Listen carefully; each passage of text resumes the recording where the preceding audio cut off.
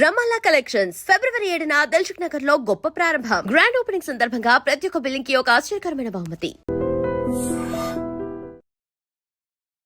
మాట్లాడుకుంటే so women గురించి తన ఆరోగ్యం గురించి తాను పట్టించుకోరు. సో ఇంట్లో ఎవరైనా పిల్లలకు బాగాలేకపోతున్నావు, భర్తకు బాగాలేకపోతున్నావు, ఎక్కువ ఫోకస్ అంతా అటే ఉంటుంది. తనకి ఐరన్ డెఫిషియన్సీ ఉన్నా, ఎనీమియా ఉన్నా, లేదా ఫీవర్ వచ్చినా తను మొత్తం హెల్త్ గురించి పట్టించుకోకుండా జీవితం అంతా వాళ్ళకే అర్పించేస్తూ ఉంటారు. హెల్త్ ఇష్యూస్ అనేవి విమెన్కి ఎక్కువగా వస్తున్నాయి. కారణం ఏంటంటే ఇదే అని చెప్తున్నారు. తన ఆరోగ్యం మీద తనకు అవగాహన లేకపోవడం, పట్టించుకోకపోవడం. సో ఒక 40 దాటిన తర్వాత ఉమెన్కి ఎలాంటి అసలు ప్రొటెక్షన్ అనేది ఉండాలి, తన ఆరోగ్యం గురించి తాను ఎలా ఆలోచించుకోవాలి? సో వివరాలు. మనకి 25 ఇయర్స్ వచ్చేంత వరకు జవానీలో ఉంటాం. 18 to 25 is a golden period. Okay, అది ఆరోగ్యంగా బాగుంటాము. అందులో ఒక సామెత ఉంటుంది, వయసులో కోతిని చూసినా కూడా అందంగా ఉంటాం. సో ఎందుకు అనంటే మన మెటబాలిజం సిస్టమ్ కరెక్ట్గా పనిచేస్తుంది, హ్యాపీగా ఉంటుంది. ఆ ఏజ్లో మనకి ఏ విధమైనటువంటి స్ట్రెస్ కానీ ఇంకొకటి కానీ ఉండదు. కారణం ఏంటంటే మన బాడీ కరెక్ట్గా పనిచేస్తుంది కాబట్టి, మన సిస్టమ్ కరెక్ట్గా పనిచేస్తుంది కాబట్టి. తర్వాత ఆఫ్టర్ 25 మెల్లమెల్లగా ఏమవుతుందంటే మన సిస్టమ్, మెటబాలిజం సిస్టమ్ తగ్గుతూ వస్తూ ఉంటుంది. అంటే ఏజ్ 25 వరకు కూడా ఎదిగేటటువంటి ఏజ్ అయితే 25 దగ్గర మనం నిలబడిపోతాం. అక్కడి నుంచి మనం దాన్ని నిలబెట్టుకునే ప్రయత్నం చేయాలి. మనం ఏం చేస్తామో అక్కడి నుంచి 25 తర్వాత నుంచి మనము ఫ్యామిలీ బర్డెన్స్ తీసుకోవడం, మ్యారేజ్ ఇష్యూస్ కానీ, ప్రొఫెషన్లో కానీ, ఇంకొకటి కానీ, బయట ఇంట్లో అన్నీ కూడా మన చుట్టుముట్టేస్తాయి. ఓకే, అందుకే చూడు, భగవంతుడు అప్పటి నుంచి 25 ఏళ్ళు నీకు ఆరోగ్యం ఇస్తాడు. నీ శరీరం, భగవంతుడు అంటే ఎవరో కాదు, దేహమే దేవాలయం, నీ శరీరమే నీకు భగవంతుడు. 25 ఇయర్స్ నీకు అద్భుతంగా అన్నీ కూడా నీకు అమర్చి పెట్టేస్తుంది. ఎందుకనంటే ఈ స్థితి దాటిన తర్వాత నువ్వు డేంజర్ జోన్లోకి వెళ్తావు కాబట్టి నువ్వు దీన్ని కాపాడుకో, నేను అన్ని నీకు ఇస్తున్నాను, నువ్వు దీన్ని కాపాడుకో. నువ్వు దీన్ని కాపాడుకున్నావు అంటే నేను నిన్ను కాపాడుతాను అన్నిటి నుంచి అని చెప్పేటటువంటి సిమ్టమ్ అన్నమాట. ఎప్పుడైతే 25 దాటామో మనము ఫ్యామిలీ స్ట్రెస్ కానివ్వండి, ప్రొఫెషన్ స్ట్రెస్ కానివ్వండి, సోషల్ దీంట్లో ఉన్నటువంటి సొసైటీలో ఉన్నటువంటి ఇష్యూస్ మీద కానివ్వండి ఫోకస్ పెడతాం. ఫోకస్ పెట్టినప్పుడు అవన్నీ కూడా మనల్ని ఏదో ఒక విధంగా బిజీ లైఫ్లోకి తీసుకెళ్ళిపోవడము, మానసికంగా మనకి కొన్ని ఒత్తిళ్లు తీసుకురావడము, అలాగే శారీరక పరమైనట్టు ఎప్పుడైతే మనము ఈ బిజీ స్కెడ్యూలు మానసిక పరమైనటువంటి ఒత్తిళ్లలోకి వెళ్తామో అది ఆటోమేటిక్గా మనకి ఖచ్చితంగా ఇవాళ తలనొప్పిగా ఉంది అనేది ఒకటి ఫీల్ అవుతాం.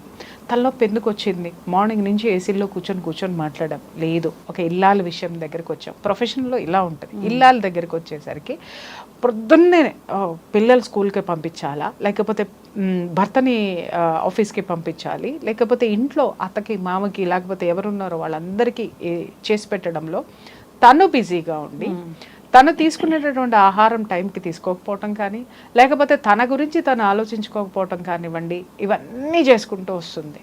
తలనొప్పి వచ్చేస్తుంది. ఎందుకు? అది నీ శరీరానికి మించిన స్ట్రెస్ నువ్వు తీసుకున్నావు. నీ శరీరానికి కావలసిన ఆ స్ట్రెస్ని భరించేటటువంటి శక్తిని నీ శరీరానికి ఇవ్వలేదు. ఫిజికల్గా నువ్వు ఎప్పుడైతే ఫిట్ ఉంటావో నువ్వు ఎన్ని ఛాలెంజెస్ అయినా సరే నువ్వు ఫేస్ చేయగలుగుతావు.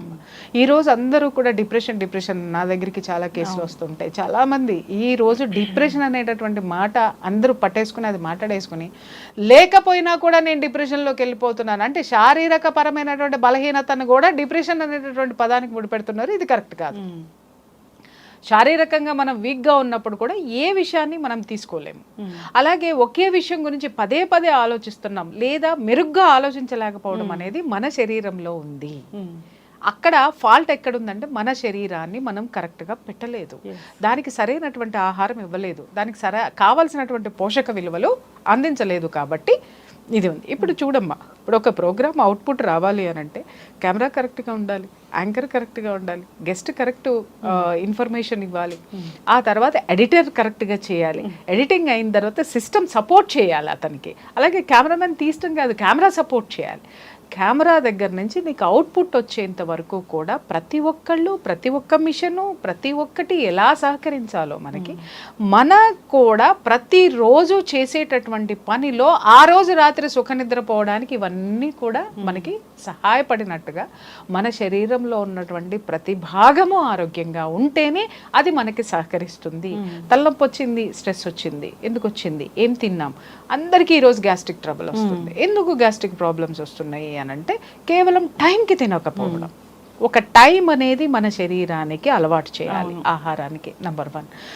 రెండోది, ఇప్పుడు అందరికీ కూడా విటమిన్ డెఫిషియన్సీలే. మీరు చూడండి, ఏ విమెన్ని తీసుకోండి, D vitamin deficiency main, B12 deficiency, magnesium deficiency, sulphur deficiency, zinc deficiency, మొత్తం అంతా కూడా మినరల్స్ కానీ విటమిన్స్ కానీ డెఫిషియన్సీ ఎందుకు వస్తుందంటే మార్నింగ్ లేవగానే ఇంట్లోనే ఉంటుంది ఇల్లాలు, గృహిణి.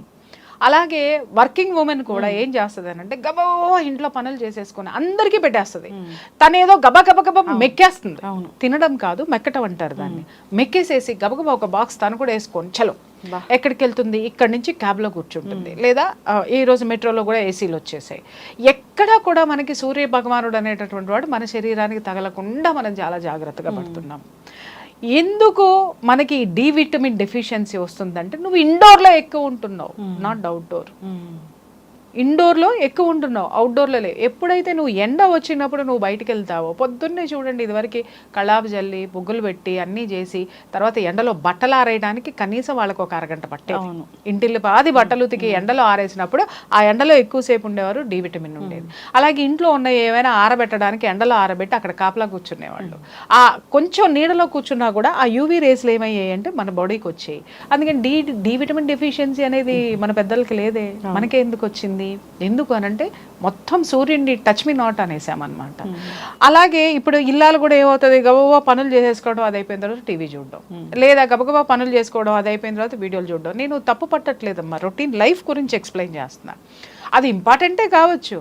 గబగబా బట్టలు ఉతికేసుకోవడం, ఎవరికో ఒక పనులు చేసేసుకోవడం, ఎవరికో ఒకళ్ళకి సోది ఉప్పర సోదంతా మనం మాట్లాడుకోవడం లేదు. ఆ టైం కూడా లేనటువంటి ఉమెన్ ఉన్నారు. ఒకదాని తర్వాత ఒకటి. ఇప్పుడు జాయింట్ ఫ్యామిలీస్ ఉన్నాయనుకోండి, అత్తగారు ఏదో ఒకటి చెప్తుంది, మాంగారు ఏదో ఒకటి కావాలంటారు, తర్వాత ఆడపడుచులు వచ్చి ఏదో ఒకటి అంటారు. చాకిరీ చాకిరీ చాకిరీ చాకిరీ ఆ గదికి పరిమితం అయిపోతుంది, ఆ ఇంటికి, ఆ వంట గదికో లేకపోతే ఆ ఇంటికో ఆమె పరిమితం అయిపోతుంది. ఆమెకి ప్రకృతితోటి సంబంధాలు కట్టు, అలాగే తన దేహం నుంచి కూడా సంబంధాలు టోటల్గా కట్ చేసుకొని ఉంటుంది. ఇంట్లో ఎవరికి రోగం వచ్చినా వాళ్ళకి ఏం కావాలో కనుక్కొని డాక్టర్ చెప్పిన దాన్ని ఫాలో అయ్యి టైం టు టైం వాళ్ళకి ఇస్తుంది. అవును, ఓకే, దే ఆర్ హెల్తీ. వాళ్ళందరికీ ఏంటి అని అంటే ఈవిడ చూసుకుంటుంది కదా.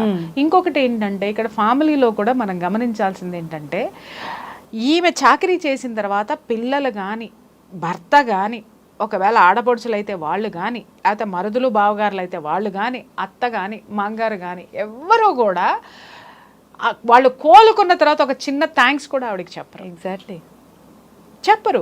అంటే కృతజ్ఞత కోరుకోనటువంటి జీవితంలో ఎంత అద్భుతమైనటువంటి ప్లేస్ ఆవిడ తీసుకుంది. దాన్ని ఎవడు ఈ ప్రపంచంలో ఎవడు గుర్తించడు. ఫస్ట్ అదొకటి. అది కూడా ఒక విధమైనటువంటి లోటే ఆమెకి. అది గుర్తించకపోగా 90% తగ్గుతుంది, 10% ఎక్కడుందో, నువ్వు సరిగ్గా నాకు ఆ రోజు చేయలేదు, లేదా నువ్వు కరెక్ట్గా ఇవ్వలేదు, మా కోడలు ఏదో ఓ రోజు పట్టించుకుంటా ఓ రోజు పట్టించుకో. షీఈస్ ఆల్సో హ్యూమన్ బీయింగ్ అండి. ఆమె కూడా మనిషే. మీకు బాగోనప్పుడంతా మీకు బాగుండేదాకా సపర్యలు చేయడానికి మరబొమ్మ కాదే. తనకే ఒక శరీరం ఉంది, ఆ శరీరంలో వచ్చేటటువంటి బాధలు ఉంటాయి, అలాగే మానసిక బాధలు ఉంటాయి, భర్త నుంచి వచ్చేటివి ఉంటాయి, పిల్లల నుంచి వచ్చేటటువంటి స్ట్రెస్ ఉంటుంది. ఇవన్నిటికీ ఆవిడకి విశ్రాంతిని మీరు ఇవ్వరా? ఆవిడ సెలవు కోరుకోదా? ఇప్పుడు మనకి వర్కింగ్ ఉమెన్కి కానీ వర్కింగ్ ప్లేస్లో మనకు ఒక రోజు సెలవు ఉంది, వారానికి ఒక సెలవు ఉంది. గృహిణికి ఏదమ్మా సెలవేది? లేదు. ఆ రోజు ఇంకా ఎక్స్ట్రా బర్డెన్ ఉంటుంది, ఎక్స్ట్రా వర్క్ ఉంటుంది. అది తీసి పక్కన పెడితే ఎవరికి ఏం కావాలో ఆ పోషక విలువలు ఇచ్చేసి ఆ శరీరాన్ని సిద్ధం చేసి మళ్ళీ వాళ్ళని ఈ ప్రపంచంలోకి తీసుకొచ్చేస్తుంది. చెయ్యడం వల్ల తను చేసేటటువంటి త్యాగాలు ఎలా ఉంటాయంటే, వీళ్ళకి చేసి చేసి చేసి వాళ్ళకి ఇస్తున్న దాంట్లో కనీసం కొంచెమన్నా ఆమె తీసుకుందాం తాగుదాం అనేటటువంటి, ఇప్పుడు ఒక జ్యూస్ వాళ్ళ ఇంట్లో వాళ్ళకి ఇస్తుంది అనుకుందాం అమ్మ, అది తిరిగి తను తాగాలనేటటువంటి ఉద్దేశం ఆమెలో ఉంటుంది. ఇది వాళ్ళకి, తనకి హ్యాపీ ఫీల్ అవుతుంది. ఇది వాళ్ళకి, ఆ ఉద్దేశంతో ఉంటది తను. ఇది వాళ్ళకి అంటే వాట్ అబౌట్ యూ? నీకు సరే ఇలా త్యాగం చేసేస్తూ ఉంటుంది. అలాగే అర్ధరాత్రులు అపరాత్రులు అక్కడ ఇంట్లో ఎంతమంది పిల్లలు ఉన్నారో భర్త యొక్క టెన్షన్లో, అత్తమామల యొక్క టెన్షన్లో, ఈమె పుట్టింటి టెన్షన్లో, తర్వాత పిల్లల టెన్షన్లో అన్నీ కలిపి గ్రైండర్లో వేసి మిక్సీలో వేసి ఆవిడ శరీరంలో పోసేసుకుంటుంది. ఆవిడ తాగే జ్యూస్ అదే. ఇది శరీరం తట్టుకోవాలి అని అంటే నీ శరీరాన్ని నువ్వు సిద్ధంగా ఉంచావా, బలంగా ఉంచావా? నేను అడుగుతున్నా. సిద్ధంగా అంటే బలంగా ఉంచావా? నువ్వు నీ గురించి నువ్వు పట్టించుకోవటం లేదు. ఇంట్లో ఎవరికి వచ్చినా లేదా ఇంటిల్లి పాదికి వచ్చినా కూడా ఒక్క ఇల్లాలు సేవతోటి ఇల్లు మొత్తం కూడా ఆరోగ్యవంతం అవుతుంది. అదే ఇల్లాలు పడిపోతే చూడండి, భర్త ఆయన ఆఫీస్కి ఆయన వెళ్ళిపోతాడు, ఎందుకంటే ఆఫీస్కి వెళ్ళకపోతే డబ్బులు ఎట్టా వస్తాయని మాట్లాడతాడు. ఇంకొకటి, ఏ భర్త కూడా నా భార్యకి ఒంట్లో బాగలేదు అని చెప్పేసి సెలవు పెట్టుకుని ఉన్న భర్తలు ఎంత శాతం ఉన్నారు చెప్పమ్మా నువ్వు నాకు? అలాగే పిల్లలు, అరే జ్వరం వస్తే మా అమ్మ మా దగ్గర నుంచి కదలదు, హాస్పిటల్కి మోసుకెళ్తుంది, అక్కడికి మోసుకెళ్తుంది, ఇవాళ మా అమ్మకి బాగాలేదు, స్కూల్ నుంచి రాగానేనో లేకపోతే ఇంకొకటి మా అమ్మ దగ్గర కూర్చుందాం, మా అమ్మకి ఏం కావాలో ఇద్దాం, ఏం చేద్దాం అనేటటువంటి పిల్లల శాతం ఎంతమంది ఉందో చెప్పు. అలాగే అత్తమామలు కూడా అంతే, అరే మా కోడలకు బాగాలేదు, నాకు ఇంత చేస్తుంది కదా, తను బాగుంటేనే మేము బాగుంటాం, తనకి ఏదన్నా చేద్దామని ముందుకు వచ్చేటటువంటి అత్తమామల శాతం ఎంత ఉందో చెప్పు. సో తను ఏంటంటే సపరేట్ చేయబడిపోయి, అంటే తనకు తానే సపరేట్ అయిపోతూ ఉంటుంది. దానికి తోడు వీళ్ళు సపరేట్ చేయడంతో తను పూర్తిగా ఇగ్నోర్ అయిపోతుంది అనమాట. తనకి తాను ఇగ్నోర్ చేసుకుంటుంది. అలాగే ఇతరుల చేత కూడా తను విస్మరించబడుతుంది కరెక్ట్గా చెప్పాలంటే. దాంతో ఏమవుతుంది అని అంటే, ఇంకొక విషయం కూడా ఇక్కడ ఆడవాళ్ళు బాగా ఇక్కడ గుర్తుపెట్టుకోవాల్సింది ఏంటంటే, ₹1 దాద్దాము, అమ్మో ఖర్చు ఎక్కువైపోతుంది, అమ్మో ఖర్చు ఎక్కువైపోతుంది. అది వాళ్ళ విషయంలోనే చూస్తారు. ఏ పిల్లలకి నన్ను భర్తకి పెట్టాల్సి వచ్చేస్తే కావాలంటే ఒంటి మీద ఇంటి మీద అన్నీ అమ్మేసేసి అయినా సరే వాళ్ళ కోసం త్యాగాలు చేస్తారు. కానీ ఒక చిన్న గ్లాసు జ్యూస్ తాగడానికి ₹10 లేదా ₹100 అమ్మో ఖర్చు అయిపోతున్నాయి అని మాట్లాడతారు. తర్వాత అలాగే ఏదైనా ఒక మంచి ఆహారం తినాలన్నా అమ్మో ఖర్చు అయిపోతుంది అనుకుంటారు. అలాగే ఎక్కడికన్నా వాళ్ళ మనసుకి ఒక స్వాంతన కోసము ఎక్కడైనా ఒక ఊరు ఫ్రెండ్స్తో కలిసి ఒక టూర్ వెళ్ళాలన్నా అమ్మో అన్ని డబ్బులా, అవి ఉంటే మా వాడికి ఫీజు కడతాం, అవి ఉంటే ఇంకొకటి చేస్తాం, అవి ఉంటే ఇంకొకటి చేస్తాం. ఇలా ప్రతి ఒక్క దానికి తనను తాను వెనకేసుకొని వచ్చేసరికి తన ఆరోగ్యం కూడా వెనకబడిపోయింది. సో ఇక్కడ గమనించాల్సింది ఏంటంటేనమ్మా, నువ్వు నీ కుటుంబాన్ని ఎంత ప్రేమిస్తున్నావో ఆ ప్రేమని నువ్వు జీవితాంతం నువ్వు ఇవ్వడం కోసము నువ్వు నీ శరీరాన్ని కూడా ప్రేమించాల్సిన అవసరం ఉంది, నీ ఆరోగ్యాన్ని ప్రేమించాల్సినటువంటి అవసరం ఉంది. కాబట్టి వాళ్ళకి ఏ సేవలైతే చేస్తున్నావో అది నీ శరీరానికి కూడా అవసరము. నిన్ను నువ్వు పట్టించుకో. టైం తీసిన తర్వాత ఎప్పుడో 3ంటికి తినడమో 4ంటికి తినడమో అట్లా టైం ఇక్కడి మన బాడీలో ఉన్నటువంటి బైలు జ్యూస్ అనేది ఒక టైంకి రిలీజ్ అవుతుంది. ఓకే, మనం తిన్నప్పుడు ఆ టైంకి రిలీజ్ అయ్యి దాన్ని అరిగించేసి చక్కగా లివర్ దాని నుంచి ఫంక్షన్ చేస్తుంది. ఏ బాడీలో ఏ అవయవానికి ఎంత ఇవ్వాలి అనేటటువంటి టైం చూసుకుంటుంది. నువ్వు కరెక్ట్గా మనకు ఆకలేస్తుందంటే అర్థం ఏంటి అని అంటే, నేను సిద్ధంగా ఉన్నాను, నువ్వు నాకు పెట్టేసాయి, నా పని నేను చేసుకుంటా, తర్వాత నీ పని నువ్వు చేసుకో అని అది గుర్తు చేస్తుంది. మన ఆకలేస్తుంది టైం లేదు, ఆకలేస్తుంది టైం లేదు అనేసి గబ గబ గబ గబ తినేస్తారు. ఆకలేస్తున్నా కూడా అలా తినకండి. చూడమ్మా, మనకి తిండి తినేటటువంటి టైం లేనటువంటి పనులు కూడా చేసి చివరికి నువ్వు మంచాన పడిన తర్వాత నువ్వు ఎవరి కోసం పనిచేసావో, ఏ సంపాదనతో పనిచేసావో ఆ సంపాదన అంతా నువ్వు నీ రోగానికి ఖర్చు పెట్టాలి. అలాగే నువ్వు చేసిన పని చేసిన చోట కానీ, నువ్వు చేసిన త్యాగాలు చేసినటువంటి నీ కుటుంబ సభ్యులు కానీ 1 రోజు 2 రోజులో 10 రోజులో నీ పట్ల సానుభూతి చూపిస్తారు, కానీ నిరంతరము సానుభూతి అయితే చూపించరు. ఎందుకు అని అంటే they are very practical persons. తన గురించి you are emotional person. Okay, ఆ ఎమోషన్ బాండింగ్ నుంచి బయటికి రండి. ఇప్పుడు ప్రొఫెషన్లో ఉన్నటువంటి ఉమెన్ గురించి మాట్లాడుకుందాం. వీళ్ళకేంటి, బయటికి రాగానే టార్గెట్స్, బయటికి రాగానే విపరీతమైన ఒత్తిడి, ఆచమ్మ పోచమ్మ పనిలేందో పనికి మాలిందో ఏదో ఒకటి మనల్ని పించి చేస్తుంది. అంటే అదేదో గ్రేట్ అన్నట్టుగా మనం ఏదో ఎందుకు పనికి రానట్టుగా ఉండేసరికి మనలో ఎక్కడో ఒక అహం పైకి లేస్తుంది. అరే నన్ను ఇలా అవమానిస్తుందా, లేకపోతే వీడు నన్ను ఇలా అవమానిస్తాడా, వెదర్ మేల్ ఆర్ ఫీమేల్ అనమాట అనేసి మనం ఏం చేస్తాం, వీడికంటే నేను ఎత్తులో ఉండాలి, లేదా అందరి చేత నేను జేజేలు కొట్టించుకోవాలి, లేదా మా అందరిలో నేను పొగిడించుకోవాలి, నేను గొప్పగా ఉండాలి, నేను గొప్పగా బ్రతకాలి అనుకుంటారు. బ్రతకడం అంటే ఇవాళ ఎలా అయిపోయిందంటే, బ్రాండెడ్ బట్టలు వేసుకొని స్టైలిష్ కారుల్లో తిరిగేసి పబ్బుల్లో ఎంజాయ్ చేయటమో లేకపోతే ఇంకొకటి. It's not called life. నువ్వు ఆరోగ్యంగా ఉన్నావా లేదా? ఎగ్జాక్ట్లీ. నువ్వు ఎవరి మీద ఆధారపడకుండా ఈ ప్రకృతి మీద ఆధారపడుతూ నీ మీద నువ్వు ఆధారపడుతూ అద్భుతంగా ఉన్నావా లేదా? ఇది లేని జీవితము నువ్వు ఏది సంపాదిస్తే నీ తర్వాత అందరూ మర్చిపోతారు. అవును. కానీ నువ్వు మొదటి నుంచి మర్చిపోయిన నీ శరీరమే నువ్వు చచ్చేదాకా ఉంటుంది, గుర్తుపెట్టుకో. మనం చచ్చేంత వరకు ఉండేది మన శరీరం మాత్రమే. ఎవరు నో అన్నా, ఎవరు మనల్ని గెంటేసినా, లేకపోతే విస్మరించినా, మనల్ని అవమానం చేసినా, ఏది చేసినా అన్నీ భరిస్తూ నీతో ఉండేది నీ శరీరమే. చూడండి, వర్కింగ్ ఉమెన్ అయినా సరే ఆఫీస్లో ఏదైనా జరగకూడదు జరిగింది అనుకున్నాం, ఫస్ట్ మాట్లాడేటటువంటిది ఏంటంటే ఇంట్లో వాళ్ళు. నేను ఆ రోజునే చెప్పా వెళ్ళొద్దని, ఇప్పుడు అని మాట్లాడతారు. లేదు అనంటే అబ్బో ఎగిరావుగా బాగా అయిందిలే అని మాట్లాడతారు. లేదు, అర్థం చేసుకునేటటువంటి కుటుంబ వ్యక్తులు ఉన్న శాతం చాలా తక్కువ. కొంతమంది నా దగ్గరికి వచ్చేటటువంటి, ఎందుకంటే నేను కౌన్సిలింగ్ చేస్తాను కాబట్టి, నంబర్ ఆఫ్ లైఫ్స్ చూస్తాను కాబట్టి నేను అనలైజ్ చేయగలుగుతున్నాను. చాలామంది చెప్తారు, మేడం మొదట్లో బాగా సపోర్ట్ చేశారండి, రాను రాను నేను వాళ్ళ నుంచి విమర్శలు ఎదుర్కోవాల్సి వస్తుందంటే, మొదట్లో ఎందుకు సపోర్ట్ చేశారు? ఆ స్థితి ఆ రోజున సపోర్ట్ చేశారు, కానీ చివరికి రాను రాను నువ్వు బర్డెన్ అయిపోతున్నావు వాళ్ళకి. ఓకే, వాళ్ళకి అంటే అవసరానికి తగ్గట్టుగా వాళ్ళు నీతో ప్రవర్తిస్తున్నారు. అది నువ్వు గమనించాలి, అది నువ్వు తట్టుకోవాలి. ఎవడమ్మా ఈ లోకంలో ఎవడెవడికి సొంతమో? మన శరీరం మాత్రమే మనకి సొంతం. చచ్చేంత వరకు కూడా మనతో ఉంటుంది. ఇంకొకటి గుర్తుపెట్టుకోండి, ఈ శరీరం నుంచి మన ఆత్మ విడిపోయి వెళ్ళిపోయిన తర్వాత ఈ శరీరం నేను ఉండను అంటది, కుళ్ళిపోతుంది, ఇంకేమో అవుతుంది. నాకు అక్కర్లేదు, నువ్వు ఆత్మ వెళ్ళిపోయినటువంటి శరీరము ఈ భూమి మీద ఉండదు. నన్ను తగలబెట్టేయండి అంటది, లేదా నన్ను పూజ చేయండి అంటది, నన్ను కాల్ చేయండి అంటుంది. ఆ శరీరం మనతో పాటు వెళ్ళిపోతుంది. అంటే మనతో పాటే అది కూడా బూడిదై వేపరై మనతో వస్తుంది. అంటే మనం దీన్ని ఎంత గొప్పగా చూసుకోవాల్సినటువంటి అవసరం ఉంది. అందుకే మన పెద్దవాళ్ళు ప్రతి ఒక్క దీన్ని కూడా వాటిని ఏమంటారు, సామెతలను కూడా ఊరికనే చెప్పలేదు. దేహమేరా దేవాలయం. దేవాలయం అని ఎందుకన్నారు? అరే నీలోకి నువ్వు చూసుకో, నీలోనే ఒక గురువు కనిపిస్తాడు, నీలోనే ఒక సాహసవంతురాలు కనిపిస్తుంది, నీలోనే ఒక అద్భుతమైనటువంటి గృహిణి ఉంది, నీలో అద్భుతమైనటువంటి రాజకీయ నాయకురాలు, అది మొత్తం నీలో ఉంది. పరమాత్మ కూడా నీలో ఉన్నాడు. నువ్వు కూర్చొని చూసుకొని నీకు నువ్వు ఆలోచించుకుంటే అద్భుతమైనటువంటి విజన్ వస్తుంది. నువ్వు దీన్ని వదిలేసి నాకు హెల్త్ బాగుండట్లేదు అని గుళ్ళు గోపురాలు తిరిగితే ఏమొస్తుంది? వస్తే వెళ్ళు, మనశ్శాంతి కోసం వెళ్ళు. కానీ నీ శరీరం తట్టుకోవడానికి నీ శరీరాన్ని కూడా నువ్వు ఎంత కొలుస్తున్నావో కొలవాలి.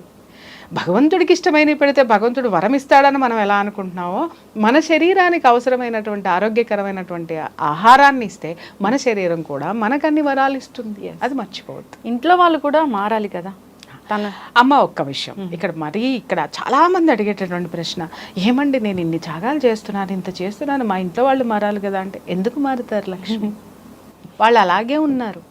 నువ్వు మారాలి, నువ్వు మారాలి. వాళ్ళ మార్పు కోసం నువ్వు చూసావంటే నీ తనం గడిచిపోతుంది. నువ్వు మారు.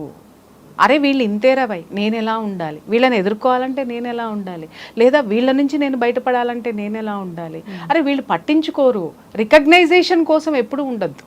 నేను అదే చెప్తున్నాను, నన్ను గుర్తించాలి, నేను ఇంత చేశాను, నేను అంత చేశా. అరే వాళ్ళది జస్ట్ నువ్వు మారి చూడు, వాళ్ళల్లో ఖచ్చితంగా మార్పు వస్తుంది. నువ్వు మారకుండా వాళ్ళల్లో మార్పు రావాలంటే రాదు. ఎందుకు? నువ్వు మారటం అంటే ఏంటి అని అంటే, వాళ్ళు నీలో మార్పును చూడరు కాబట్టి ఇది ఇంతే అనుకొని వాళ్ళ పని హ్యాపీగా చేసుకుంటారు. ఎందుకంటే వాళ్ళని క్షమించేయడమో, లేకపోతే వాళ్ళతోటి వాదులాడటమో, లేకపోతే ఇంకోటో చేసుకుంటూ ఉంటే ఇంక ఇది ఇంతే అనేటటువంటి ఒక స్థితికి వచ్చేస్తారు. నువ్వు మారి చూడు, ఖచ్చితంగా వాళ్ళు మారే ప్రయత్నం చేస్తారు. దాంతో పెట్టుకోవడం ఎందుకురా, ప్రతిదీ ఇది లాజిక్లో ఉంది, లేకపోతే ఇంకోటి ఉంది అని చెప్పేసి అని మాట్లాడతారు. సో కాబట్టి మనల్ని మనం పట్టించుకోవడం అంటే శారీరకంగా పట్టించుకోవాలి, అలాగే మన చుట్టూ ఉన్నటువంటి పరిస్థితుల్లో కూడా మనకు అనుగుణంగా మనం మార్చుకునేటటువంటి పరిస్థితులు చేస్తే సర్వే జనా సుఖినో భవంతు. ఎస్, ఖచ్చితంగా మ్యామ్. ఈ మధ్య కాలంలో ఈ ఆన్లైన్ పరిచయాల వల్ల వచ్చేటువంటివి ఏవైతే ఉన్నాయో, ముఖ్యంగా ఆడపిల్లలకి అవి అవసరం ఉన్నా లేకపోయినా ఆ పరిచయాలు చేసుకోవడం, దానివల్ల వాళ్ళ జీవితాలని చాలా ఇబ్బందుల్లోకి పడేసుకుంటున్నారు. సో ఇలాంటి చాలా స్టోరీస్ మీరు వినే ఉంటారు. అందులో ఒక స్టోరీ ఇప్పుడు దానికి సంబంధించి ఎందుకు అలా అవుతున్నారు, ఏంటి, దాని నుంచి ఎలా బయటపడాలి, ఇలా ఎన్నో విషయాలని మనకు తెలియచేయడానికి ఈ రోజు మనతో పాటు ఉన్నారు senior journalist and family counsellor Priya Chaudhary గారు ఉన్నారు. వారితో మాట్లాడదాం. నమస్తే అండి. నమస్తే. ఆన్లైన్ పరిచయాలు అవసరం ఉన్నా లేకపోయినా ఆడపిల్లలు వాటికి అంటే బయటకు వచ్చి జాబ్స్ చేయడం వలనో లేకపోతే బయటకు వచ్చి చదువుకోవడం వలన ఒంటరిగా ఉంటున్నారు. ఫ్యామిలీస్లో ఈ మధ్య ఉండట్లేదు. వన్స్ ఇంటర్ అయిపోయిన తర్వాత కానీ ఇంటర్ నుంచి కానీ. సో దానివల్ల వాళ్ళ జీవితాలనే విచ్ఛిన్నం చేసేసుకుంటున్నారు. ఒక స్టోరీ ఏంటి అని అంటే నిజంగా జరిగిందే వాస్తవాన్ని. సో ఆ అమ్మాయి ఇలాగే ఆన్లైన్ పరిచయం ద్వారా అబ్బాయితో పరిచయం ఏర్పడింది. మరి అబ్బాయి ఏం చెప్పి తీసుకెళ్ళాడో తెలియదు, ఓయి రూమ్కి తీసుకెళ్ళాడు. 1 month ఆ అమ్మాయిని శారీరకంగా వాడుకున్నాడంట, ఆ అమ్మాయి ఇష్టం లేకపోయినా కానీ. అంటే ఆ అమ్మాయి ఎంత నరకం చూసింది అనేది, అంటే ఆ అబ్బాయి ఒక్కడైనా, ఆ అబ్బాయితో పాటు ఇంకెవరైనా కూడా ఉన్నారా అనేది ఇంకా పూర్తి వివరాలు తెలియదు. ఆ అబ్బాయి అయితే ఈ అమ్మాయిని నెల రోజులు ఓయి రూమ్లో శారీరకంగా వాడుకుని చాలా ఇబ్బందికి గురి చేశాడని అయితే తెలుస్తోంది. అంటే ఇలాంటివి అంశాలు అసలు సంఘటనలు ఎందుకు జరుగుతున్నాయి అనుకోవాలి? ఎందుకు జరిగేది ఉందమ్మా, ఒళ్ళు బలిసి జనాలకు కోపం వస్తే నేనేం చేయలేను. కానీ వాస్తవం చెప్పాలి అని అంటే, ఒక ఫోన్ కాల్, ఫోన్ని ఆడపిల్లలకు కానీ మగపిల్లలకు కానీ చేతిలో ఉందంటే అది దేనికి ఉంది? అది ఆపదలో ఆదుకోవడానికి ఉంది, లేదా నీకు అవసరం కోసం అనేది ఉంది. కానీ అనవసరమైన వాటిని చెత్త పోగు చేసుకుంటే నువ్వు ఎటు వెళ్ళాలో అటే వెళ్తావు. సెల్ ఫోన్లు అందరు అమ్మాయిల చేతుల్లో లేవా? సెల్ ఫోన్లు అందరు అబ్బాయిల చేతుల్లో లేవా? సెల్ ఫోన్లో ఉన్న ప్రతి అబ్బాయి తప్పే చేస్తున్నాడా? సెల్ ఫోన్ ఉన్న ప్రతి అమ్మాయి ఇట్లా వెళ్ళిపోతుందా? ఎవడు దేన్ని వెతుక్కుంటాడో చివరికి అక్కడే వెళ్తాడు. నంబర్ ఆఫ్ టైమ్స్ చెప్పాను నేను. ఎందుకు అనంటే, అరే ఒక వయసు వచ్చినటువంటి ఆడపిల్లల ఫోన్ చేతిలో ఫోన్ ఉంది అనంటే తల్లిదండ్రులకి ఎంతవరకు మానిటరింగ్ ఉంది చెప్పమ్మా నాకు. అసలు ఎవరికి లేదు, అమ్మాయిలైనా అబ్బాయిలైనా లేదు. ఇంకొకటి ఏంటి అనంటే, మీరు అన్నట్టు మానిటరింగ్ అంటే ఇప్పుడు చదువుకోని తల్లిదండ్రులు ఉంటారు. చదువుకోని తల్లిదండ్రులకి ఇప్పుడు ఇన్స్టాగ్రామ్లు ఫేస్బుక్లు ఓపెన్ చేయడం వాళ్ళకేం తెలుసు? వాళ్ళకి తెలిసింది యూట్యూబ్ ఓపెన్ చేసుకుంటారేమో, అంతకైతే చూస్తారేమో తప్ప వీళ్ళ యొక్క అకౌంట్లు ఎక్కడున్నాయి, వీళ్ళు ఏం అకౌంట్లు మెయింటైన్ చేస్తున్నారు, ఏం చేస్తున్నారు అనేది ఎవరికి తెలియదు. ఇక్కడ 2 విషయాలు ఏంటి అనంటే, ఒకటి ఆడపిల్లలు అంత తేలిగ్గా నమ్మేసేసి గడప దాటడం అనేది. రెండో విషయం ఏంటంటే, ప్రపంచం ఇలాంటి ప్రమాదపటంచుల్లో ఉన్నా కూడా ఇలాంటి ఓయో రూమ్లు అనేటటువంటి కాన్సెప్ట్ని పెంచి పోషిస్తున్నటువంటి ప్రభుత్వానికి కూడా చాలా తప్పు ఉంది దీంట్లో. ఎందుకు అనంటే, ఓయో రూమ్లకి ఇవాళ మైనర్లు వెళ్తున్నారు. ఓయో రూమ్లకి ఇవాళ మీకు ఇంకొక అందరి పేరెంట్స్ తెలుసుకోవాల్సిన విషయం ఏంటంటే, ఇవాళ మీరు పబ్బులు తీసుకోండి, క్లబ్బులు తీసుకోండి, ఓయో రూములు తీసుకోండి, రాసిస్తాను, కనీసం దాంట్లో 40% మైనర్ ఆడపిల్లలు మగపిల్లలు ఉన్నారు. ఎలా అలౌ చేస్తున్నారండి? ఆధార్ కార్డులు అయిందే ఎక్కడ అలౌ చేయరు. మీరు పబ్బుల్లో తీసుకోండి, ఆధార్ కార్డు ఉండాలి. క్లబ్బులకు వెళ్ళండి, చిన్నపిల్లలు ఉంటే ఇలాంటి యాటిట్యూడ్స్ ఉంటే ఆధార్ కార్డుగా. ఓయో రూముల్లో కూడా ఆధార్ కార్డులే ఉంటాయి కదండి అని అంటే, మీరు అనొచ్చు వాళ్ళందరి దగ్గర ట్రాక్ ఉంది. ఇప్పుడు మీరు పోలీసులు వెళ్ళి రైడ్ చేసినా కూడా ఒక క్లబ్ వాడు కానీ పబ్ వాడు కానీ ఓయో రూమ్ వాడి మీద ఒక్క కేసు కూడా ఉండదు. కారణం ఏంటి అని అంటే, పర్ఫెక్ట్గా ఉంటాయి ఇవన్నీ. ఆధార్ కార్డు ఉంటుంది, ఆధార్ కార్డులో ఖచ్చితంగా వీళ్ళు మేజర్లే. కానీ ఇక్కడేంటి అనంటే, ఆ ఆధార్ కార్డులు ఒరిజినల్ కావు. ఓకే, పిల్లలు టెక్నాలజీని ఎంత అద్భుతంగా మన పిల్లలు వాడుకుంటున్నారు అనేది మనం ఇవాళ పండగ చేసుకోవాల్సిన విషయం. ఓయో రూమ్స్ మేనేజ్మెంట్ వాళ్ళు కావచ్చు, లేదంటే ఈవెన్ పబ్స్ వాటిల్లో ఎంట్రీ చేసేటప్పుడు కానీ అసలు కనీసం ఏదో ఒక పలుకుబడితో వాళ్ళు ఎంటర్ అవుతారు తప్ప పలుకుబడి అవసరం అసలు లేదు అంటే అసలు ఆధార్ కార్డు అడగరు. ఇది చాలా ఈజీ అమ్మా. ఎవరు చెప్పినారు పలుకుబడి అడగరు? పలుకుబడితోటి వెళ్ళడం అనేది వాళ్ళు అంత రిస్క్ తీసుకోరు. అన్ని చోట్ల అంత రిస్క్ తీసుకోరు. ఏదో కొన్ని చోట్ల పలుకుబడితోటి అలౌ చేసే పబ్బులు చాలా పెద్ద హైఫై దీంట్లో ఉంటాయి కాబట్టి వాళ్ళ జోలికి ఎవరు వెళ్ళరు. కానీ కింద ఉన్న పబ్బులు బోళ్ళన్ని ఉన్నాయి, పుట్టకొడుకులాగా బోళ్ళన్ని ఉన్నాయి కదా మన దాంతో. ఎలా ఉన్నాయి అంటే, ఇవాళ ఈ పబ్బు కల్చర్ అనేటటువంటి తీసుకొచ్చినటువంటి పెద్ద మనుషులు ఎవరైతే ఉన్నారో ఆ పెద్ద మనుషుల్ని తీసుకెళ్ళి దాన్ని ఏమంటారు, ఆ గండిపేట చెరువులో ముంచి లేపి మళ్ళీ లెగవకుండా ముంచేయాలన్నమాట.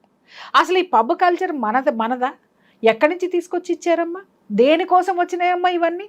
మన సంస్కృతికి హద్దులు దాటేసి మనం తీసుకొచ్చి ఇది పెట్టినప్పుడు ఎంజాయ్మెంట్ అనేటటువంటి దాన్ని యువత ఉర్రూతలు ఊగిపోతుంది, దాని వైపుకే వెళ్తుంది. ఎందుకంటే యువతకి బాధ్యతలు తెలియదు. ఉడుకు రక్తం, ఆ రక్తం ఎప్పుడూ కూడా ఎదుటివాడిని ప్రశ్నించేటటువంటి దిశగా ఉంటుంది, తన కోసం తన ఆలోచించే దిశగా ఉంటుంది. అందుకే చూడండి, ఉద్యమాలు నడిపేటప్పుడు కూడా యువత ఉంటారు. యువత ఉంటేనే ఆ ఉద్యమం సక్సెస్ అవుతుంది. ఇంకా ఏదైనా సరే మీరు పోరాటాలు చేయండి, ఆ పోరాటాల్లో యువత ఉంటేనే ఇది ఉంటేనే అది సక్సెస్ అవుతుంది. కారణం ఏంటి అని అంటే వాళ్ళది బాయిల్డ్ బ్లడ్, ఉడుకు రక్తం. ఆ ఉడుకు రక్తం ఏమవుతుంది అని అంటే కొన్ని సాహసాలు చేయడానికి పురుగొల్పుతుంది అది. ఆ సాహసాలు సామాజిక చైతన్యానికో లేకపోతే వాడి యొక్క ఉన్నతికో ఉపయోగపడితే వెల్ అండ్ గుడ్. కానీ అదేవి ఇవాళ మనం వాడికి అనవసరమైనటువంటి వాటిలన్నిటిని తీసుకొచ్చి ప్రోధి చేసి అక్కడ పెడితే పబ్బులు పెట్టేవాడిది తప్పులేదు, పర్మిషన్ ఇచ్చేవాడిది కూడా తప్పులేదు.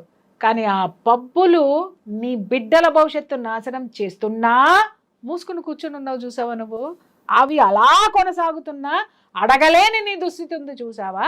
దానికి ఒక్కసారి అద్దం ముందు నిలబడి ఎవరి ముఖం మీద వాళ్ళు ఉమ్ముకోవాల్సినటువంటి సిచ్యుయేషన్ ఇది. అండర్స్టాండ్? ఇవాళ ఓయో రూముల్లోకి వెళ్ళి ఆడపిల్లలు నాశనం అయిపోతున్నారండి. ఓయో రూములు పర్మిషన్ వచ్చిన రోజు నువ్వు ఎందుకు నోరు మూసుకుని కూర్చున్నావండి చెప్పండి. మనకు తెలిసే 1%ఏనమ్మా, తెలియనటువంటి 99% పరువు కోసం నోరు మూసుకుని కూర్చుంటున్నారు పేరెంట్స్ అందరూ. సిగ్గులేని జీవితాన్ని, ధైర్యం లేని అధోగతి, పిరికితనమైనటువంటి ముసుగులో పైకి అద్భుతమైనటువంటి జిగేల్ లాంటి బట్టలన్నీ వేసుకొని, కోట్లు వేసుకొని, ఆ పిరికితనాన్ని కప్పుకొని మనం తిరుగుతున్నాం ఈ ప్రపంచంలో. అందులోనూ ఆ ఓయో రూమ్స్ అనే వచ్చిన పర్పస్ వేరు, వాళ్ళు తీసుకొచ్చిన ఉద్దేశం వేరు, ఇప్పుడున్నటువంటి యూత్ వాడుకునేటువంటి అది వేరు. ఏమి లేదమ్మా, ఒక్క మాట, పర్పస్ వేరు అనుకున్నప్పుడు అవి ఇలా ఎలా ఉపయోగపడుతున్నాయమ్మా? ఆ పర్పస్ కోసమే ఉపయోగపడాలి కదమ్మా. ఇప్పుడు కత్తి నువ్వు కొనుక్కున్నావు బజార్లో నుంచి, దేనికోసం కొనుక్కున్నావు? నేను కిచెన్లో కూరగాయలు కోసుకున్నానండి అని మర్డర్ చేసి నువ్వు జైలుకెళ్ళి కూర్చుంటున్నావు చేత ఊరుకుంటాడా? అరే కత్తి ఉంది కూరగాయలు కోసుకోవడానికే అని ఒక జర్నలిస్ట్ అనలైజ్ చేసి చెప్తుంటే దాన్ని ప్రపంచం యాక్సెప్ట్ చేస్తుందా?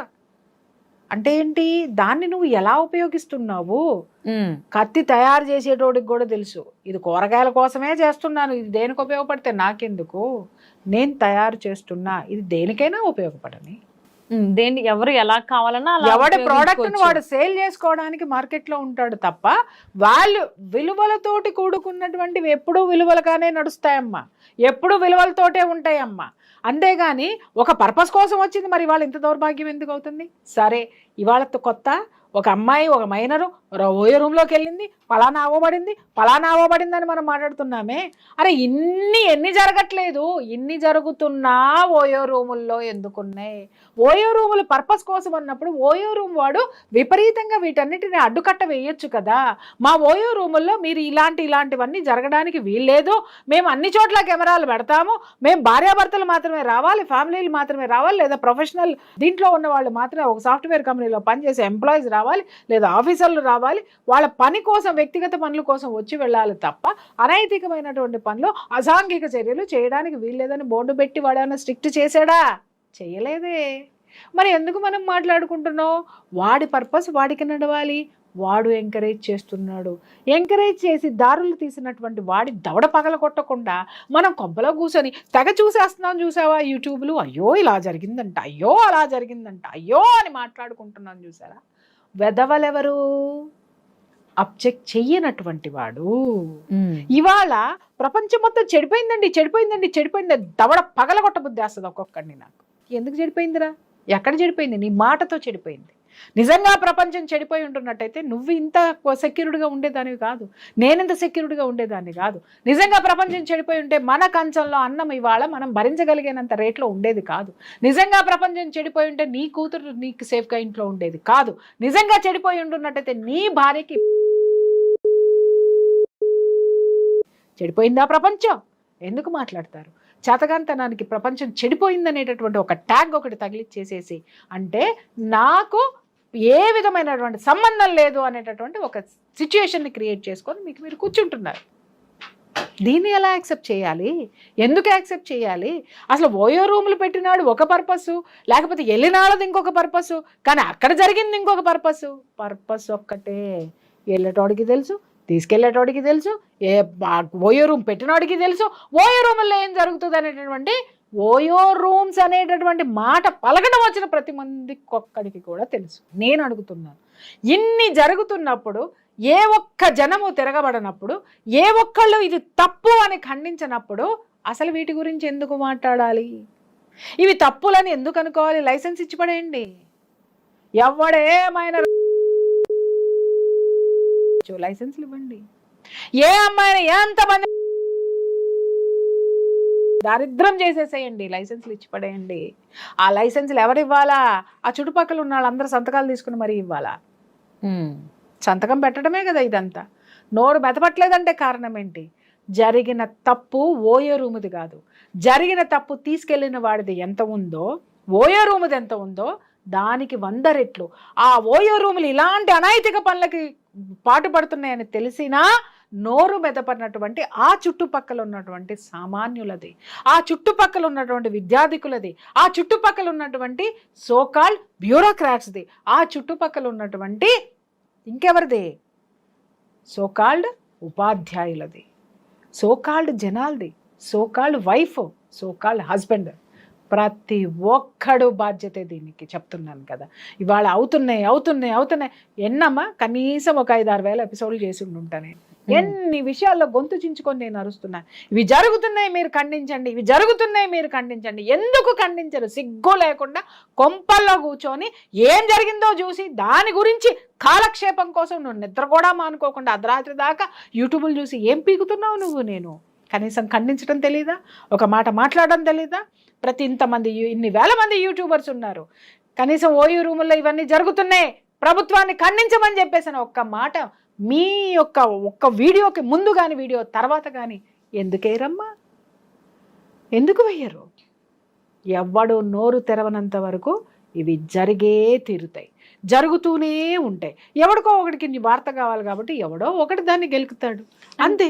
వార్త కింద ఉంటున్నాయే కానీ ఇవన్నీ కూడా అవాంతరాల కింద మాత్రం ఎవడో తీసుకోవట్లేదు ఈరోజు.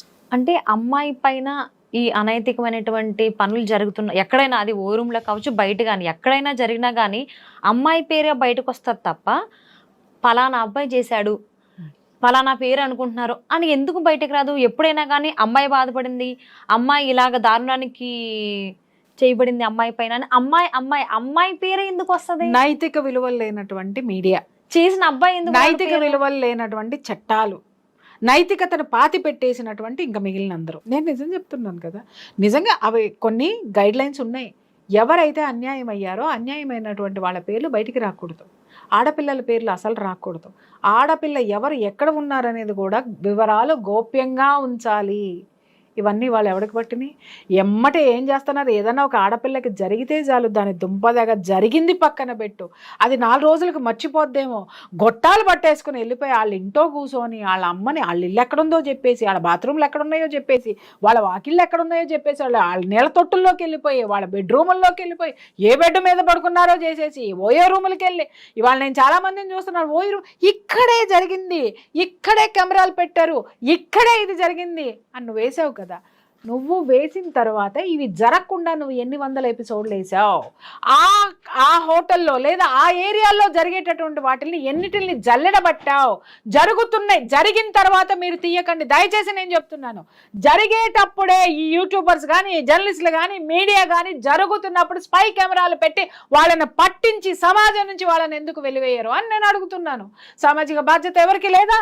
ఎందుకు మనం మాట్లాడుకుంటున్నాము? ఇక్కడ జరిగింది, అక్కడ జరిగింది, ఇక్కడే అక్కడ జరుగుతుందని ఆ ఏరియాలో ఉంటున్నా, నీకు తెలవదా? తెలిసిన రోజున నోరు మూసుకున్నావు. జరిగింది కాబట్టి నీకు ఒక వార్త కావాలి కాబట్టి నువ్వు బయటకు వచ్చావు, కానీ నీ చుట్టూ జరుగుతున్నటువంటి వాటిని ఎన్నిటిని వేసావు? అది చెప్పు బాస్. జరిగిన వద్దు, మనకి జరిగిపోయిన కథలు వద్దు, జరుగుతున్న వాటిల మీద ఫోకస్ పెట్టి ఆపగలిగితే ఓయో రూమ్లు మూతపడతాయి, ఆడపిల్లలు భయపడతారు, మగ పిల్లవాడిని ప్రతి ఒక్క తల్లి కూడా బయటికి వెళ్లే ముందు చీపురు కట్ట చూపించి బయటికి పంపిస్తుంది వాళ్ళమ్మ. సో ఇక్కడ అబ్బాయిదా అమ్మాయిదా తప్ప అనేది దాని విషయాన్ని పక్కన పెడితే, సో ఆబ్వియస్లీ ఒక అమ్మాయి ఒక అబ్బాయిని నమ్మి బయటకు వస్తుంది అని అంటే ఖచ్చితంగా అమ్మాయి నమ్మే వస్తుంది, నమ్మకుండా అయితే నమ్మకం లేకుండా రాదు. సో ఆ అబ్బాయి అంత బాగా నమ్మించగలుగుతున్నాడు, emotionally kind of blackmail చేయకపోతే ఆ అమ్మాయి ఓయో రూమ్లోకి రాదు, అన్ని రోజులు అక్కడ ఉండదు, వచ్చిన తర్వాత నాకు ఇలా అన్యాయం జరిగిందని బయటికి చెప్తుంది. ఇన్ కేసు ఆ అమ్మాయికి నచ్చి చేస్తే. సో అసలు అమ్మాయిలు ఫస్ట్ ఆఫ్ ఆల్ అమ్మాయిలు ఎలా జాగ్రత్త పడాలి అలాంటి అబ్బాయిల నుంచి అంటే మీరు ఏమంటారు? ఒక్క మాట నేను చెప్తున్నానమ్మా, ఇవాళ యూట్యూబ్ చూసే వాళ్ళకి ఇవన్నీ జరుగుతున్నాయని తెలీదా? సెల్ ఫోన్ లో ఆ అమ్మాయికి పరిచయం అయింది ఇన్స్టాలో. అమ్మాయి కాదమ్మా, ఇన్స్టాలో అదే నేను చెప్తున్నాను కదా. ఈ రోజు ఆ అమ్మాయి ఆ అమ్మాయి ప్లేస్ నుంచి నువ్వు పాఠం నేర్చుకోకుండా నువ్వు వెళ్తే నీకు అదే జరుగుతుంది. పాఠాలు నేర్చుకోండి అని చెప్తే, ఇప్పుడు నేను నీకు ఒక చిన్న సూత్రం చెప్తా, ఒక వాస్తవం చెప్తా. నేను సూత్రం కాదు, వాస్తవం చెప్తా. ఇప్పుడు నా దగ్గరికి చాలా మంది వస్తూ ఉంటారు, ఏమండి మా అమ్మాయికి అది చెప్పేసేయండి, మా అబ్బాయిలకి ఇది చెప్పేసేయండి, వీళ్ళకి ఇది చెప్పండి, వాళ్ళకి అది చెప్తా. డెఫినెట్గా చెప్తా. వాళ్ళు ఖచ్చితంగా వినరు. వాళ్ళ సైకాలజీని బట్టి, వాళ్ళ బాడీ కెమిస్ట్రీని బట్టి నేను వీళ్ళకి చెప్తా. అమ్మ వీళ్ళు వినరు, మీరు చెప్పినా వినలేదమ్మా మేడం అంటే, వినరమ్మా. అందరూ వినరు, చాలా మంది వింటారు, కానీ కొందరు వినరు. ఎప్పుడు వింటారు వాళ్ళు? ఆ దెబ్బ వాళ్ళకి పడిన రోజున అప్పుడు ప్రియా చౌదరి ఏం చెప్పిందో గుర్తొస్తుంది. ఇప్పుడు అమ్మాయి మోసపోయింది కదా, అప్పుడు ఎతుకుతుంది అనమాట. అప్పుడు పెడుతుంది, మీరు ఇలా మోసపోకండి, ఈ విధవలు ఇలాగే ఉంటారు, ఈ దుర్మార్గులు ఇలాగే అవుతారు. అయిన తర్వాత రియలైజేషన్ వస్తుంది ఈ పాపలకి, ముందు రాదు. ఎన్ని ఎపిసోడ్స్ చేశాను, ఎన్ని గొంతు చించుకు. చాలా మంది మదర్ చెప్తారు, మా పిల్లలకి మీరంటే పడదండి, ఎందుకంటే మీరు చాలా హార్ష్గా మాట్లాడతారు, ఆడపిల్లల గురించి చెప్తారు అని. మరి పడదు, ఎందుకంటే ఎప్పుడు పడుతుంది? వాడి జోలికి వెళ్ళనటువంటి వాళ్ళు, ఓకే ఈవిడేదో మాకు మంచి చెప్తుంది, మేము నేర్చుకుంటాం అనుకునే వాళ్ళకి పడతాయి. అదే జోన్లో ఉన్నప్పుడు నేనెందుకు పడతాను? వాళ్ళు పడతారు. ఆ తర్వాత ప్రపంచం నుంచి కూడా చాలా పడతారు. ఆ తర్వాత జీవితంలో బొక్కబోర్లా పడతారు. ఇదే జరుగుతుంది. ఆడపిల్లలు ఎలా ఉండాలి అని అంటే ఆ మాత్రం కామన్ సెన్స్ లేదా? అమ్మ ఎప్పుడైనా సరే మగాడు నిప్పు అయితే ఆడది ఒత్తి, అర్థమైందా? అది కాలిపోతుంది ఆ నిప్పుకి. దయచేసి దూరంగా ఉండండి, సాధ్యమైనంత దూరంగా ఉండండి. మీరు వాడికి ఎంత దగ్గరగా వెళ్తే అంతగా మిమ్మల్ని కాల్చేస్తాడు. ఆ సెగ, ఆ మగతనం అనేటటువంటి సెగ ఏదైతే ఉందో, ఆ మగాడిలో ఉన్నటువంటి ఆ మేల్ యాటిట్యూడ్ ఏదైతే ఉందో, ఈ ఫెమినైన్ యాటిట్యూడ్ని అంతగా నమ్మించేస్తుంది, అంతగా కరిగించేస్తుంది, అంతగా కాల్చేస్తుంది. దయచేసి అసలు మీకు పెళ్ళిళ్ళు కాకుండా ఓయో రూమ్లు ఏందమ్మా? పెళ్ళిళ్ళు కాకుండా మీరు రోడ్ల మీద తిరగడం ఏంటమ్మా? అసలు ఓయో రూమ్ అంటేనే ఆలోచించాలి కదా అమ్మాయి. నేను అదే అడుగుతున్నాను కదా తల్లి. రూమ్కి వెళ్దాము అనగానే ఎగేసుకుంటూ వెళ్ళిపోయినప్పుడు అదే జరుగుతుంది. అయ్యో పాపం అమాయకురాలు వెళ్ళింది అని మనం మాట్లాడుకోవచ్చు. కానీ ఓయో రూమ్ అంటే ఏంటో, ఒక మగాడు ఎందుకు పిలుస్తున్నాడో తెలియనంత దద్దోజనం పులిహోరలు ఇక్కడ లేరు. ఒకవేళ అదే దద్దోజనం పులిహోర అయితే అసలు మగాడి జోలికే పోదు. అర్థమైందమ్మా? మగాడి జోలికే పోదు. అమ్మాయి ఏమన్నా టాపిక్ తీసుకొచ్చినా వద్దు అన్నా గానీ ఈ అబ్బాయి నుంచి వస్తుంది అంటే నా మీద నమ్మకం లేదా, అమ్మ ఒక్క అంటే నార్మల్ నువ్వు నీ యొక్క బలహీనతలు వాడు అడక్క ముందే నువ్వు చెప్పేస్తావు. అర్థమైందా? వాడికి తెలుసు. వాడు నీ నుంచి నీ బలహీనతలు ఎలా రాబట్టుకోవాలో వాడికి బాగా తెలుసు. వాడు చక్కగా రాబట్టుకుంటాడు. నీ వీక్ పాయింట్ ఎక్కడో కొడతాడు, దాన్ని పట్టుకొని వాడు తీసుకెళ్తాడు, నువ్వు పోతావు. సానుభూతి. ఇవాళ రేపు ఆడపిల్లలు కోరుకునేది ఏంటంటే సానుభూతి, సపోర్ట్. ఏ సపోర్ట్ కావాలి? ఓయో రూముల్లో సపోర్ట్ కావాలి వీళ్ళకి. మామూలు సపోర్ట్లు కుదరవు. అమ్మా నాన్న ఎందుకు ఇది చేస్తున్నావు అని మందలించే అమ్మా నాన్నలు వీళ్ళకి గిట్టరు. కొట్టుకునే అమ్మా నాన్నలు చూస్తే వీళ్ళకి చిరాకు. ఎందుకంటే నేను ఒకటే చెప్తున్నాను, కొట్టుకునే అమ్మా నాన్నలు వాళ్ళ బుద్ధి, వాళ్ళ జ్ఞానం అంతే ఉంది. వాళ్ళకి మీరు అమ్మా నాన్నలై వాళ్ళని క్షమించండి, మంచి మార్గంలో నడవండి, కాస్త చదువుకొని సావండి. చదువుకొని మీ కాళ్ళ మీద మీరు నిలబడితే మీ అమ్మా నాన్నలాగా కొట్టుకోకుండా ఒక మంచి వాడిని ఎత్తుక్కొని చక్కగా పెళ్లి చేసుకొని మీ అమ్మానాన్నల జీవితాల్లో వాళ్ళు ఎలా చేసుకున్నారో అలా కాక వాళ్ళ నుంచి నేర్చుకున్నది ఏమన్నా ఉంటే సరిదిద్దుకుంటూ సరి చేసుకుంటూ ప్రేమగా ముందుకు పోండి. అదే నేను చెప్తాను. సో మీరు చెప్పింది వింటే నాకు ఒక సామెత గుర్తొస్తుంది, గొర్రె కషాయం ఉండే నమ్ముతుందంట. సో అలాగా అమ్మాయిలందరూ అలాంటి వాళ్ళని వెళ్ళకండ్రా బాబు ఇన్నిసార్లు మీరు మొత్తుకుంటున్నా మాకేమీ కాదు, మాకు జరగదు అని మళ్ళీ మళ్ళీ మళ్ళీ అందులోనే పడుతున్నారు. ఫీమేలు మేలు అట్రాక్షన్ అనేది ప్రకృతిలోనే ఉంది. అర్థమైందా? పురుషుడికి ఆడది అట్రాక్ట్ అవ్వడం అనేది ప్రకృతి సహజం. అది రెండూ కూడా అపోజిట్ జెండర్స్ అట్రాక్షన్ అనేది. ఇప్పుడు ఇంట్లో కూడా చూడు, తల్లికి కొడుకంటే ఇష్టం, తండ్రికి కూతురు అంటే ఇష్టం. ఎందుకంటే ఆ టెండర్నెస్, ఆ ఆకర్షణ, ఆ లాలింపు అనేది ప్రకృతిలోనే ఉంది మనకి. కాబట్టి దాన్ని ఏం చేస్తారు అని అంటే ఆ ప్రకృతిలో ఉన్నటువంటి ఆ సున్నితత్వం దేనికి పెట్టింది ప్రకృతి? ఉరేనాయన ఒకళ్ళ పట్ల ఒకళ్ళ గౌరవాన్ని ఇచ్చిపుచ్చుకొని ప్రేమ పెంపొందించుకొని భార్యాభర్తలై పునరుత్పత్తి కోసం ఉపయోగపడండి తప్ప ఈ విధంగా ఓయో రూములకు వెళ్ళిపోండి, ఆ తర్వాత ఇంకెక్కడికో వెళ్ళిపోండి, ఆ తర్వాత ఇంకేదో చెయ్యండి, బ్రేకప్లు చెప్పుకోండి, పెళ్ళిళ్ళు నాశనం చేసుకోండి, మీ ఇష్టం వచ్చినట్టుతో సుప్రీంకోర్టు తీర్పిచ్చింది కాబట్టి మీ ఇష్టం వచ్చినట్టు ఏమన్నా పొరలాడండి,